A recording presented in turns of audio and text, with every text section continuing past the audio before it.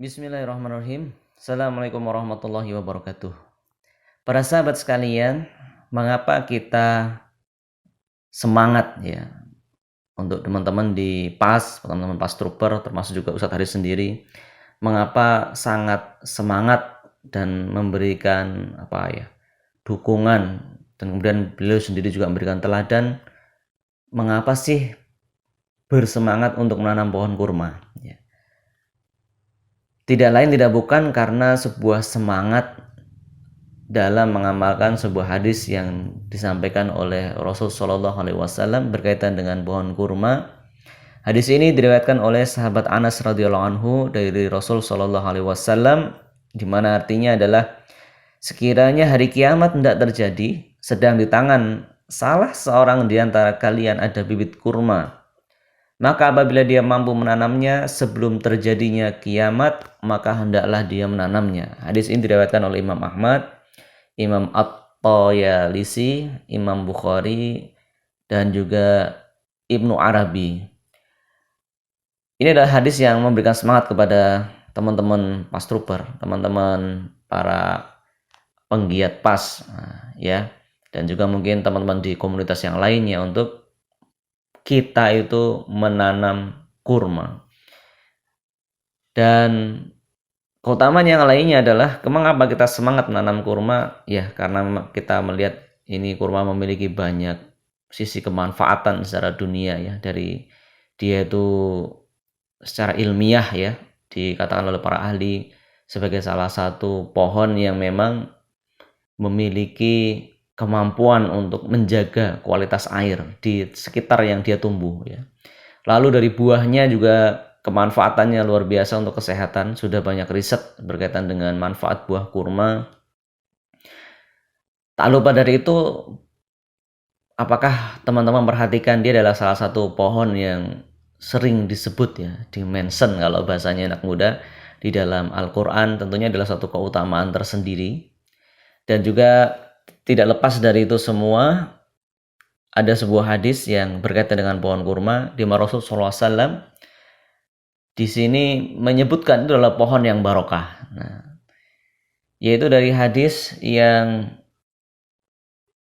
diriwayatkan menurut Imam Bukhari ya dalam sahihnya.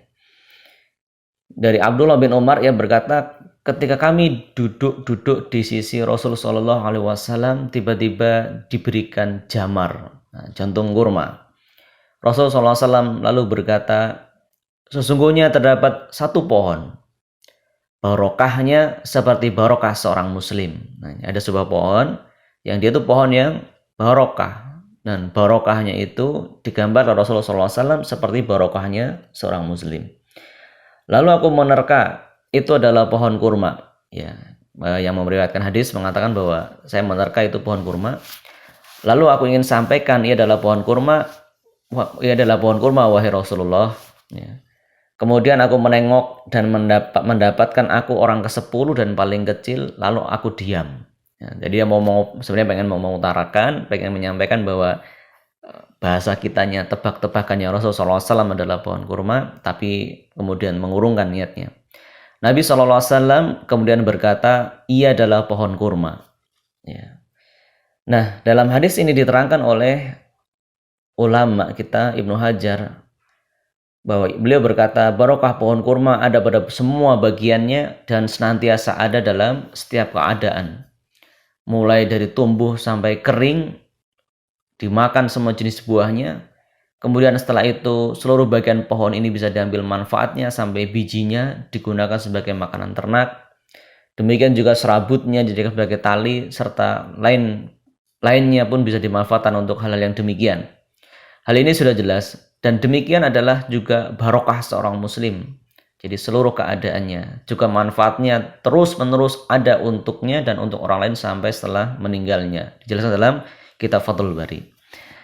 Nah, meringkas dari apa yang sudah kita sampaikan, Bapak Ibu sekalian, prinsip ayo kita menanam kurma. Nah, kalau membutuhkan untuk kurma di sini ada banyak varian yang sudah tersedia oleh tim pengobatan akhir zaman divisi kurma yaitu Kim Koas.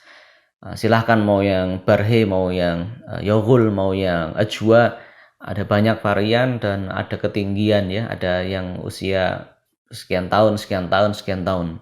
Prinsip bukan kita semata-mata menanam kurma mau lihat ini kurmanya berbunga atau berbuah ya. Berbunga atau berbuah itu hanyalah bonus dari Allah Subhanahu wa taala, tapi niat kita adalah bagaimana kita semangat mengamalkan hadis dan insya Allah semoga kita mendapat keberkahan dari menanam kurma ini. Terima kasih. Saya Anjir Harisanto. Assalamualaikum warahmatullahi wabarakatuh. Ayo menanam kurma.